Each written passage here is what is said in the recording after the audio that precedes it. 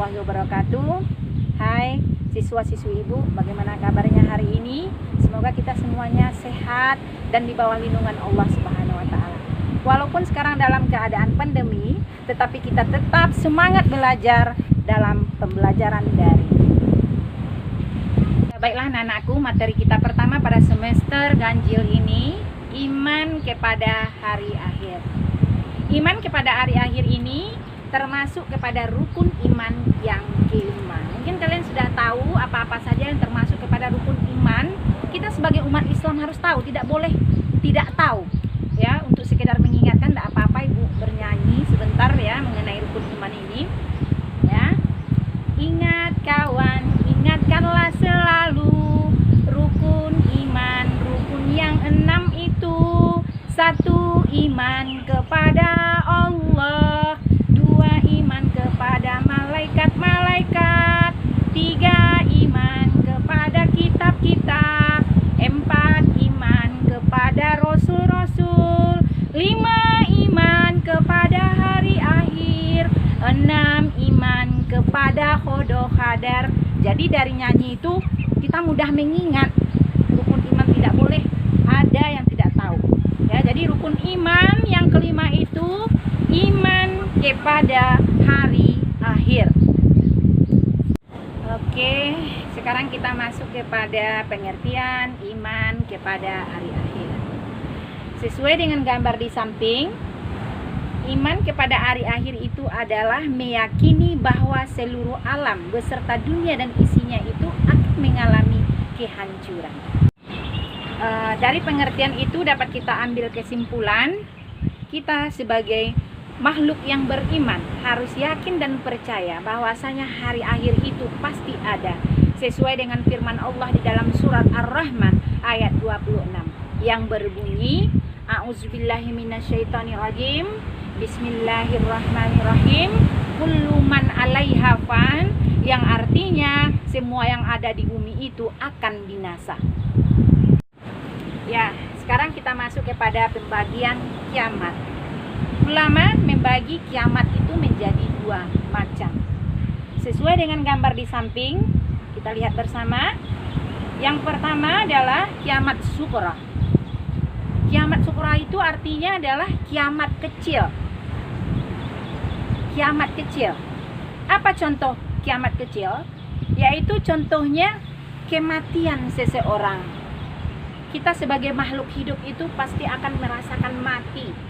Ya, sesuai dengan firman Allah, kullu nafsin za'iqatul maut, kata Allah, seluruh makhluk hidup itu pasti akan mengalami mati. Baik itu tumbuhan, baik itu hewan, baik itu manusia, tidak ada yang kekal abadi di atas dunia ini. Jadi, proses kematian itu sudah termasuk kepada peristiwa kiamat, yaitu kiamat kecil.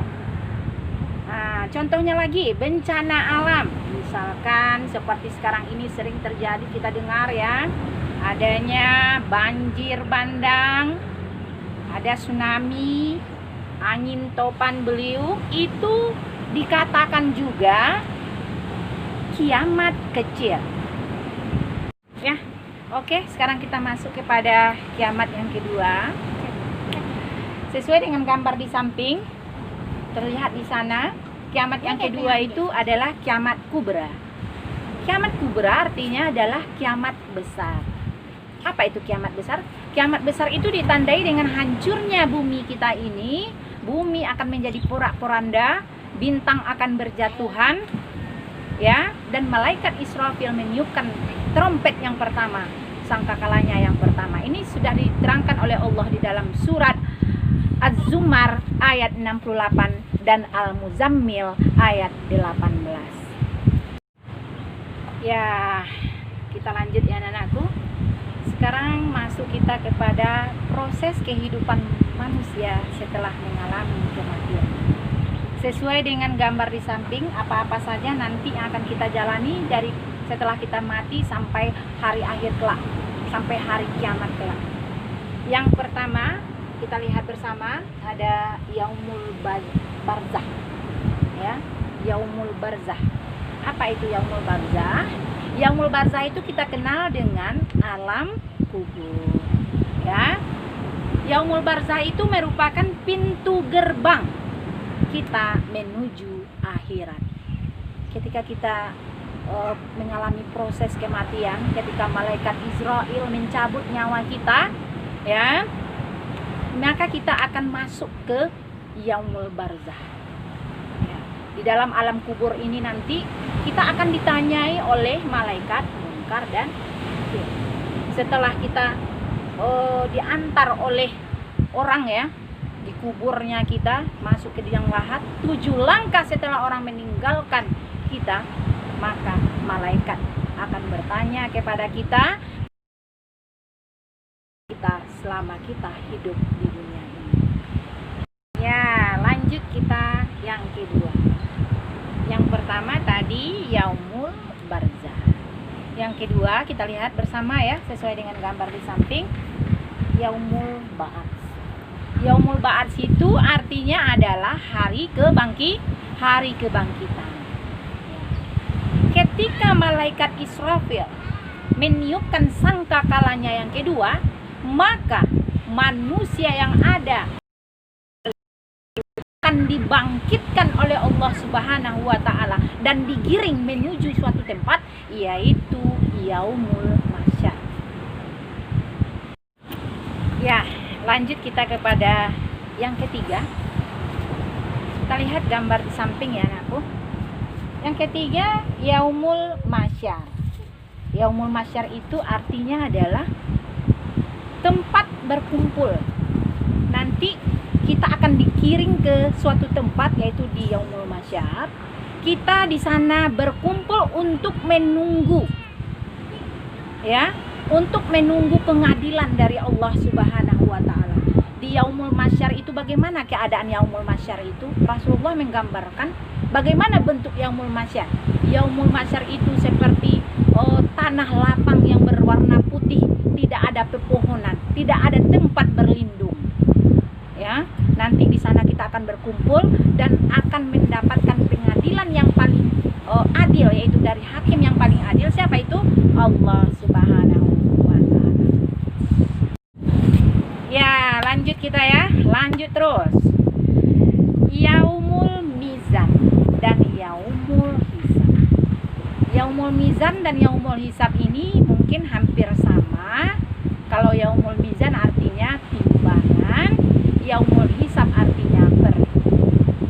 Nanti setelah kita berada di padang mahsyar, kita akan dihisab, akan dihitung oleh Allah perbuatan kita yang kita lakukan di permukaan bumi. Walaupun sekecil zarrah, kata Allah, akan dibalas oleh Allah Subhanahu wa ta'ala. Ya, kalau seandainya amal kita lebih berat timbangannya dibandingkan dengan dosa kita, kita akan mendapatkan surganya Allah Subhanahu wa ta'ala. Sebaliknya, kalau dosa kita lebih berat dari amal kita, maka kita akan mendapatkan balasan dari Allah Subhanahu wa ta'ala. Apa balasannya? Yaitu neraka. Oke. Lanjut, ya, anakku. Sekarang kita masuk kepada yang terakhir, kehidupan yang akan kita jalani setelah alam kematian kita nanti, yaitu surga dan neraka. Seperti yang Ibu katakan tadi, Allah akan membalas semua amal perbuatan kita yang kita lakukan di permukaan bumi. Kalau seandainya amal kita lebih berat daripada dosa kita, maka Allah sudah menjanjikan surga untuk kita. Sebaliknya, kalau perbuatan buruk kita, dosa kita lebih banyak daripada amal kita, maka Allah akan membalasnya, akan memasukkan ke dalam nerakanya Allah Subhanahu wa ta'ala. Maka bertemulah kita dengan malaikat yang sangat bengis, ya, malaikat yang sangat kita takuti, yaitu malaikat Malik. Siapa yang mau bertemu dengan malaikat Malik? Silahkan. Ya, baiklah anak-anakku, lanjut, ya. Tidak boleh bosan mendengarkan Ibu bicara, walaupun kita tidak berjumpa, ya. Tetapi Ibu harapkan pembelajaran ini, materi Ibu itu sampai kepada kalian. Sekarang kita masuk kepada tanda-tanda hari kiamat. Nah, kamu dengarkan apa-apa saja tanda-tanda kiamat yang akan Ibu uraikan nanti, dan kamu menilai apakah tanda-tanda yang Ibu sebutkan itu sudah kita temukan saat sekarang ini apa belum. Yang pertama, tanda-tandanya, manusia sudah sangat jarang menyebut nama Allah Subhanahu wa taala. Artinya di sini orang lebih mementingkan kehidupan dunia daripada kehidupan akhirat. Ciri-ciri yang selanjutnya, manusia tidak malu ya melakukan perbuatan asusila. Ya, manusia sudah ditarik oleh Allah rasa malu dalam dirinya. Itu merupakan ciri-ciri hari kiamat juga. Ada lagi ciri-cirinya, fitnah terjadi di mana-mana. Kemudian selalu terjadi perseteruan antara umat Islam dan kaum Yahudi. Ada lagi ciri-ciri hari kiamat itu, waktu begitu cepat berlalu, waktu begitu dekat. Tadi pagi sudah siang langsung malam, dekat. Rentang waktu itu dekat sekali, cepat berlalu. Itu perasaan kita. Kemudian matahari terbit di sebelah barat. Nah, itu adalah salah satu ciri-ciri dari hari kiamat. Ya, itulah materi kita ya anakku, yaitu mengenai iman kepada hari akhir. Sebagai penutup, mari kita merenung ya, berenung kita bersama. Pernahkah kamu melihat orang menanam padi atau menanam jagung? Apa tujuan orang menanam padi? Yaitu ingin mendapatkan hasil panen yang baik, yang bagus. Ya, sama seperti kehidupan kita di permukaan bumi ini. Sesuai dengan kata Rasulullah, manusia hidup di bumi ini ibaratnya seperti menanam. Ya, kalau seandainya yang kita tanam itu adalah kebaikan, maka Allah akan menjanjikan kepada kita itu balasannya. Apa balasannya? Yaitu kita akan dimasukkan ke dalam surganya Allah Subhanahu wa taala.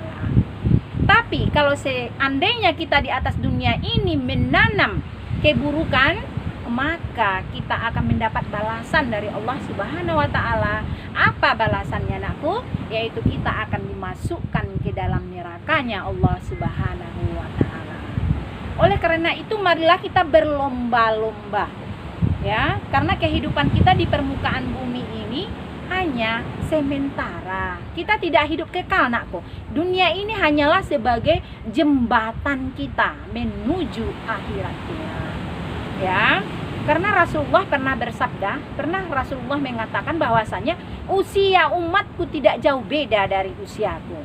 Ya, usia umatku tidak jauh beda dari usiaku. Jadi, usia Rasulullah meninggal pada usia 63 tahun, maka Rasulullah mengatakan umatku meninggalnya tidak jauh beda dengan usia kata Rasulullah. Jadi, berapa tahunkah kita hidup di dunia ini? Begitu pendek. Ya, oleh karena itu marilah kita bersama-sama berlomba-lomba untuk menanam kebaikan, bercocok tanam, menanam kebaikan supaya nanti kita mendapatkan surganya Allah Subhanahu wa taala. Ya, jadi bagaimana caranya, Bu? Kita itu selalu mengingat kematian supaya kita sadar, ya. Karena kita sering lupa, kita sering terlena oleh kehidupan dunia ini. Bagaimana supaya kita sadar? Ya, sering-sering mengingat sering-sering kita mengingat kematian, ya. Jadi bagaimana Bu caranya kita mengingat kematian? Sering-sering kalau ada misalkan orang yang meninggal, kita pergi, itu sebagai salah satu cara kita ya untuk mengingat kematian.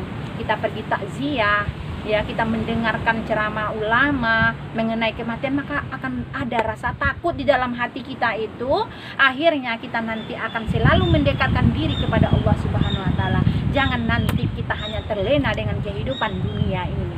Dunia ini hanya sementara. Dunia ini akan hancur, ya. Kita akan mati dan akan masuk ke liang lahat dan akan mempertanggungjawabkan semuanya.